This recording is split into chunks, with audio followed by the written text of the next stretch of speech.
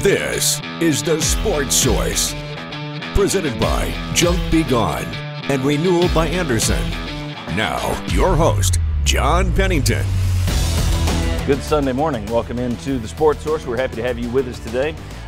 We've got a lot to talk about. We got 60 minutes to cover about an hour and a half's worth of information. So let's dive right in. We're talking football, basketball, women's basketball, all of it. First segment brought to you today by our friends at Renewal by Anderson. It's their big April 30-day sale. Get this, folks, $269 off per window, $879 off per patio door. That's pretty good savings. Now put that together with the crazy amount of money that you'll save on your energy bill, and it cannot be beaten. Renewal by Anderson, rbaknoxville.com. You see the phone number. You see where they are actually located. If you want to go by and see their showroom, Renewal by Anderson. All right, want to welcome in our guys for today's show. We got Bob Hodge, Josh Ward, David Ubben back with us, and Jimmy Himes down there bringing up the rear. Actually, you're having to anchor it down there. So, orange and white game was yesterday. Hurrah, exciting. The white won it 28-10. Jarrett Garantano, 4 touchdown passes. Sounds great. Let's talk about what the main issues are. Let's start with the line play. Offensive line, defensive line, whichever one you want to start with. My guess is we'll probably start with offensive, but offensive or defensive line, what did you think, boys? I'll go first. I thought the offensive line did not show any improvement over what you saw last year, and that wasn't going against a stellar defensive line.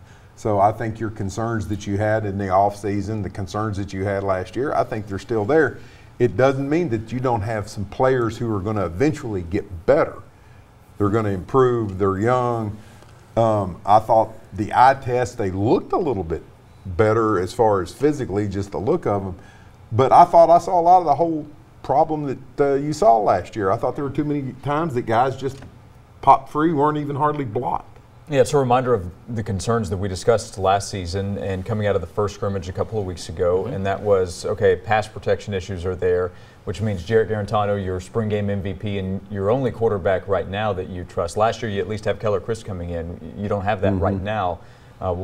We can get to the younger guys, but you have to protect Garantano. You don't right now want to have to replace him in the season. And at the start of the year, we'll see how the offensive line develops, but at the start of the year, you have to start protecting Garantano day one. And how many games did you get knocked out of last year? 3? 4. 4. So a quarter of your, if he gets knocked out of a game this year, what have you got to come in there? I thought that the offensive line was incredibly inconsistent, just like last year. Pass protection, run blocking, just never looked like they had a rhythm. When the Orange team tried to run on 3 consecutive plays, and if I'm not mistaken, they didn't get a yard. I mean, it was down first and goal situation. They didn't get a yard, which you would think somebody would be able to move somebody. Yeah, Pru was pretty displeased with their play in the red zone specifically, and I don't want to play excuses game here, but you're going to. 15 months after he was hired, we finally got to talk to Will Friend, the offensive line coach, this week, and he was laughing about it. He's like, you guys have been waiting a year to grill me, and I corrected him. I said 15 months actually, but I mean, he was talking about you got to get your 5 and you got to build that. Chemistry is so important. You got to know what the guy next to you is doing. And they haven't had that opportunity. Between Trey Smith is out all last year.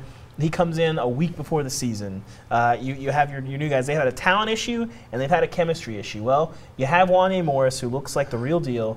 You have Darnell Wright coming in. They might have fixed the talent issue. But that's another one where he comes in late, and you're not going to see him. Yeah, that's going to be tough. But the chemistry, you got to build that. You got to get your 5, and maybe they have that. Maybe that's K'Ron Calvert. Maybe that's Shamir Johnson. We'll see what Brendan Kennedy has when he comes back. We'll see about Trey Smith, but you can help that. The concern for me is you're talking about guys right there.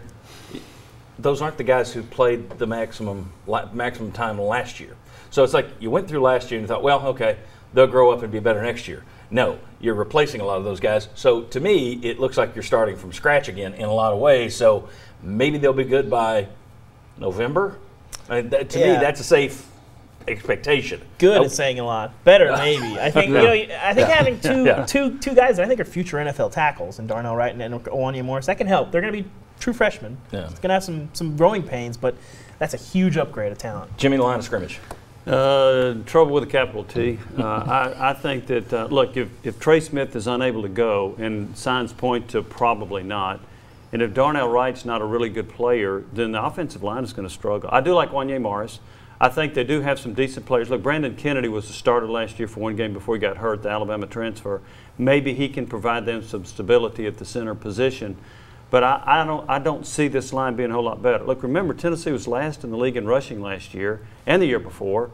And if they don't get Smith and Darnell Wright's not a good player, they may end up close to that again this year. So, in talking about the chemistry issues, you can't really build much chemistry right now. So, until August. So I think this line's going to struggle this year.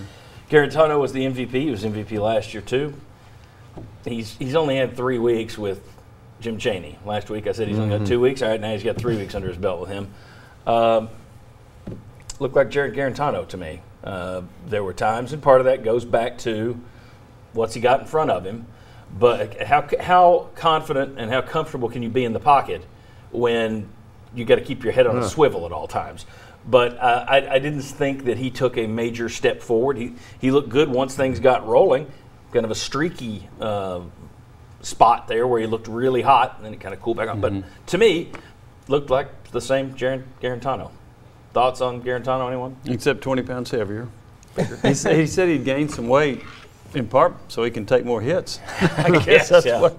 But I think that's a little bit of a work in progress too. I think Chaney's really good, so I think Guarantano's going to be pretty good. I like the weapons he has around him, but I'm still concerned about that offensive line. You're going to have to coach around that. You're going to have to be really creative in what you do there. And what I dread is there were some folks that said this last year, some offensive linemen that said, look, Guarantano's not picking up the blitz, it's on him. And that got exaggerated and amplified to where the line wasn't the problem, Guarantano was the problem.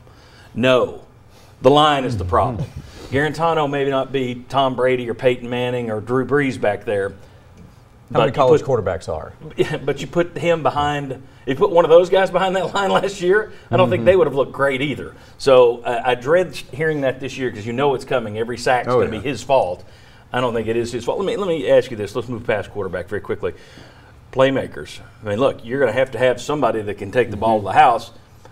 Bryce Thompson looked dangerous if they had let the kick returns go all the way. I know you were impressed with Juwan Jennings. Juwan Jennings looked like looked he was healthy kind of back. again. Yeah, I don't think you can underrate the people forget. Off the team in 2017 for a while, not practicing, has knee surgery. You're talking about almost a year where he's barely practicing. All last year he's hampered.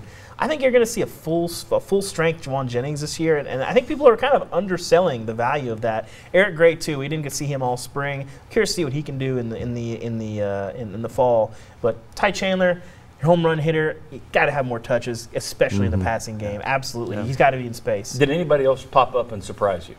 On offense? Or defense? Just playmakers in general. Jalen McCullough. I like him.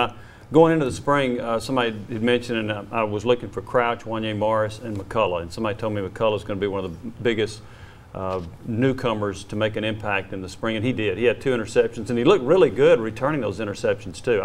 I think he's a guy. I don't know if he'll start, but I think he will play a lot. I like him. Yeah, I think Daniel Batuli is going to be really important on defense. He's the most improved player on defense for the spring, but they're trying to find guys that can go after the quarterback, apply pressure, and Batuli's a guy they've looked at a lot to help do that. Well, I'm glad you mentioned Batuli because it gets us where I was going next. The most improved in the spring, Batuli on defense, Josh Palmer on offense, who, in typical Tennessee fashion these last 2 decades, hurt himself, got hurt with about 3 minutes to go in the spring game.